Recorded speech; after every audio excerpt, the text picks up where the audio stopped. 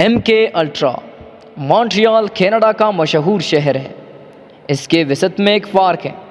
باہر سے یہ بے آباد اور ویران نظر آتا ہے۔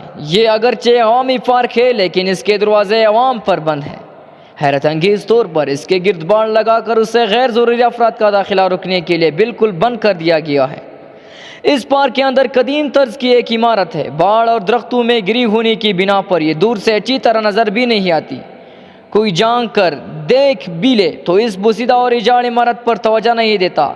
کینیڈین عوام خود کو تعلیم یافتہ اور معلومات کے لحاظ سے اپڈیٹ سمجھتے ہیں، لیکن انہیں علم نہیں کہ ان کے ایک اہم شہر کے وسط میں موجود اس متروکہ عمارت میں کیا کھیل کھیلا جا رہا ہے۔ امریکہ اور کینیڈا کی حکومتیں، خفیہ ادارے اور ان اداروں کے تنخواہ یافتہ شیطانی دماغ رکنے والی سائنسدان یہاں کے ساگوانہ اور خطرناک کھیل کھیل رہے ہیں۔ یہاں کھیلے جانے والے کھیل کا نام ایم کے الٹرا ہے۔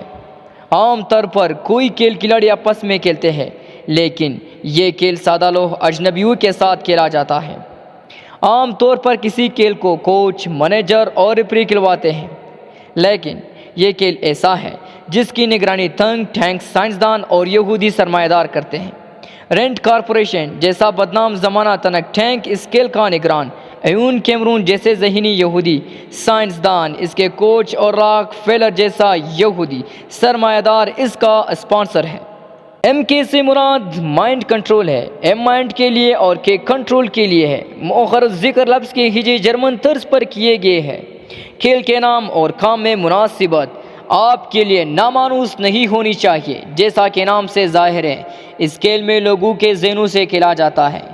ان کی مرضی کے بغیر ان کی دماغوں کو مخصوص پیغامات بھیجے جاتے ہیں۔ لہروں اور شعاعوں کے ذریعے تسلسل کے ساتھ بھیجے جانے والے یہ پیغامات لوگوں کے ذہن کو رفتہ رفتہ افنا محمول بنا لیتی ہیں، اور وہ بے خودی اور خود فراموشی کے عالم میں سوچے سمجھے بغیر وہ سب کچھ کرتے چلے جاتے ہیں جو برادری ان سے کروانا چاہتی ہے۔ مونٹریال میں موجود اس پارک میں مصروف عمل یہودی روحانی ماہرین طبیعت اور ماورائے طبیعت یعنی جادو اور سائنس کے امتزاج سے اس پروجیکٹ پر کام کر رہے ہیں، جسے ایم کے الٹرا پروجیکٹ کا نام دیا گیا ہے۔ پروجیکٹ کو رینٹ کارپوریشن نامی عالی دماغ یہودی کا ادارہ چل رہا ہے، اور اس کے لیے ایون کیمرون جیسا نابغہ روزگار سائنسدان جو یہودوں کے خفیہ جادوئی علم قبالہ کا ماہر اور ان کی خطرناک روحانی شخصیات جنہیں شیطانی شخصیات کہا جائے تو زیادہ بجا ہے میں سے ایک ہے۔ ایون کیمرون کا کوڈ نام ڈاکٹر وائٹ رکھا گیا ہے۔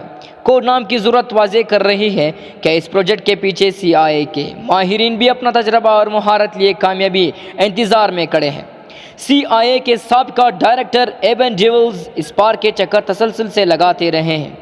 یہ وہی شخصیت ہے جنہوں نے راک فیلر جیسی مالدار یہودی فیملی کے سرمایے سے اس پروجیکٹ کے اخراجات پورا کرنے کے لیے بیچ کے آدمی کا کام تندہی سے انجام دیا ہے۔ یہود کو آخر اس پروجیکٹ میں کیا دلچسپی ہے؟ وہ اس پر خطیر رقم کیوں خرچ کر رہے ہیں؟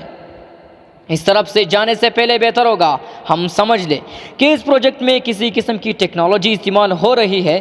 آج کل کے تعلیم یافتہ لوگوں کی اکثریت دنیا کی تازہ ترین ایجادات سے آگاہ ہے، اسے اپنی معلومات کا ذہن ہے، لیکن ایم کے الٹرا میں انسانی ذہن کو مسخر کر کے اپنا تابعدار بلکہ غلام بنانے کے لیے کس طرح کام کیا جا رہا ہے، اس سے دنیا کے تعلیم یافتہ حضرات کی اکثریت آگاہ نہیں، جبکہ یہ آگاہی آج کے دور کے انسانوں کے لیے نہایت ضروری ہے، خصوصاً ان انسانوں کے لیے جو مسلمان کی موجودہ بے حسی کا راز جاننا چاہتے ہیں۔ مونٹریال کے اس پارک کے بیچ واقع شیطان گھر سے ہائی فریکوینسی مائکرو بیمز خارج ہوتی رہتی ہیں۔ یہ اپنے ہدف کو ٹرانس میں لا کر اس کے لاشعور کو گرفت میں لے لیتی ہے، اور اس کا لاشعور اس کے شعور کو پیغامات ٹرانسفر کرتا ہے جو یہاں بیٹھے شیطان نما انسان فرد یا افراد کے ذہنوں میں منتقل کر رہے ہوتے ہیں۔ یہ شعاع کسی بھی انسان کو علامہ ماشاءاللہ جس کی اپنی روحانیت مضبوط اور تعلق مع اللہ ہو مستحکم ہو، کسی بھی مقصد کے لیے کچھ بھی کرنے پر آمادہ کر سکتی ہے۔ یہ اس پر ایسی مخصوص کیفیت طاری کر دیتی ہے کہ وہ روبوٹ کی طرح ایک کام پر عمل کرتا چلا جاتا ہے۔ وہ اس کا اپنا ارادہ اور اختیار دور کڑا تہذیب یافتہ انسانوں کو بے بسی اور یہود کی عیاری و مکاری پر افسوس کرتا اور طنز یا مسکراہٹ بیکرتا رہتا ہے۔ جو شخص ایک مرتبہ معمول بن جائے وہ خفیہ برادری کے بگ ماسٹر کے کہنے پر قتل، زنا، والجور اور قلعے مجمع پر بلا خوف و خطر فائر تک کھول سکتا ہے۔